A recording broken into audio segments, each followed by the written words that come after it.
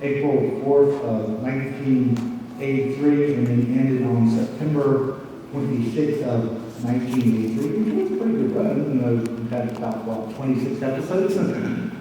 And like I said, my late mentor was working for the Christian broadcasting system at the time, and he had to get himself a beta machine, which was a little bit more superior than the standard VHS, so he could pause the machine and sketch out the characters. And he liked doing that type of work. He really enjoyed working for the Christian broadcast system on the Superbook. And you can see Christian symbols in a lot of different animes. Take for a second, Neon Genesis Evangelion, you get to see a cross. In Sister Princess, you get to see a church. Also, too, in the anime series Promise Crusade, you have people with who are nuns wearing crosses and stuff. And also, too, you see great teacher Onizuka. In one episode, he's got a cross on top of his head. Some J-pop singers also I've noticed in performances and stuff will be wearing crosses in that. So even though Japan does not have what you would say a real high ratio of Christianity, you do see a lot of Christian symbols in different animated series that appear at times. You actually see sometimes some gravestones that are that have Christian markings in some animes that you stay very close to it. Does anybody have any questions right now that would like to ask? All of those symbols, do they appear in the Japanese versions also? Yes. Yes, it did. Yes, it did. But especially in like Promise Crusade or Trinity Blood, they definitely show up as far as, you know, in Neon Genesis Evangelion definitely had Christian crosses in it. So, Promise Crusade and Trinity Blood are the classic examples, I think, of really Christianity-based anime, and they have not been changed. That's how they look in Japan. So, except for the language, they see the same thing that we see? Correct. yeah, they do as far as visual, but you have to remember too, since Japan is not a heavy Christian population, to them they just see a symbol. That's all they see. They can relate a little bit, but not a whole lot to it. The Superbook, they probably, when it was aired back in the 80s, they probably got more because they had actually were witnessing, the kids were witnessing, not too young guy yet, were watching actual events happen in the Bible. Right. So they've got actually got Christian stories behind that one. What is their main religion? I would have to say it has to be Shindu and Buddha makes a pretty good amount of their population. Not to say there isn't a Christian population, because since World War II, when we defeated Japan, we did set churches and stuff after the war, and so from that point on to now, they have been exposed to Christianity. But even before then, before Lord Habanada kicked everybody out for about 200 years, there were Christians in Japan. But when he seized power and finally united the country, he looked at Christianity as a threat to his authority. And so he said, okay, all Christians, you're out of here. Kick them out. Kick them out. And then when Matthew Perry came to Japan with to the fleet, they opened the borders up, and I think maybe Christianity got a little bit of trickle in during that time as well. Maybe not a whole lot, but just a little bit. Do you have something to say, John? Yes, also, a lot of it's on your point of view. Buddhism, for example, you mentioned that as one of the major religions, but some people consider it more of a philosophy than a religion. Well, that's true too, but a lot of this really is up to personal interpretation and what you define a religion as. But from what I've read in books and stuff, and what they've told me, that either Shindu can be taken as a religion, and it can actually bind with Buddha religion. So you've got a cross between even that and that. Those two religions, or those two beliefs, crossing and actually mingling with each other. where, you couldn't mingle, let's say, Christianity and Buddha. Well, I have seen some people who try.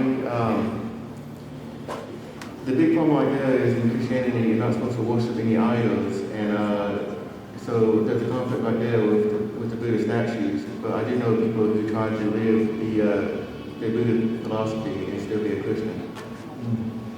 I think that would be a tough job. Yeah, that's why that's so few of them. Yeah. I have asked several different church groups the difference between having a Buddha statue in your house as having a picture of Jesus or the cross in your house. Wouldn't that be the same thing, don't you think? Yeah, I think it is the same thing, but the problem is it's the whole you're not supposed to worship anything but Jesus and things like that, and that's what the problem is. A lot of churches do have problems with the Buddha statues and worshiping. Now, I do have 2 or 3 Buddha statues in my house, but to me, when I look at a Buddha statue, I'm looking at a statue. I don't worship Buddha. It's all it is like, no religious context to it. To me, I'm more like, oh, well, here's a Buddha statue, boom. I don't worship Buddha. I'm a Christian. So that's the way you look at it, because it's like, well, but then if they saw a cross, to them it's a cross. It doesn't hold any religious value to it. It maybe might make a nice decoration piece, which is like what, with me, a Buddha statue is just a decoration piece, I see it more as a reminder that the person wants to live a certain lifestyle and be a certain way. So I see it as a reminder that someone has that they want to better themselves. So that's my take on it. Does that make any sense to you? Yes, absolutely. Because like I said, if a person who's a Buddhist has a cross in their home, they're just going to look at it and say, well, that's just a decorated piece. Right. They're not worshiping it, they're just, got it up there for display. Right, I agree. And same thing for a person who's not a Buddhist, having a Buddha statue in their home, they wouldn't be worshiping Buddha. They just have a statue. And that's about it. Sorry, go ahead. I have never personally come across this in an anime, but have either of you ever come across maybe a mention of actually Jesus Christ in an anime? Yes, in the Superbook, because one of the stories, the kids actually met Jesus. Was it just a manga, or is it actually a book? It wasn't actually an animated series that was shown on Toya TV. So yes, they actually did meet Christ in that. Also, too, in the Flying House, where has a very strong religious Christianity views in it. So yes, they did get exposed to it,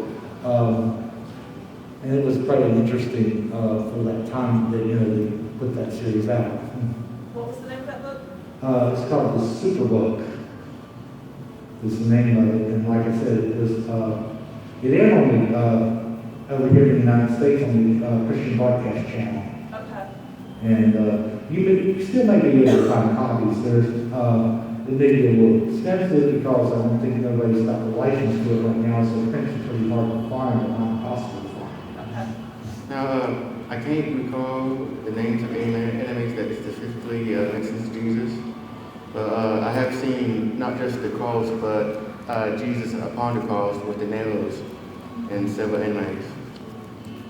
Which ones stick out in your mind? I'm sorry, I'm kind of drawing a block this early in the morning. Like I said, Just mainly Trinity Blood and Chrono Crusade come to mind. But I know I've seen others. I just can't really place them.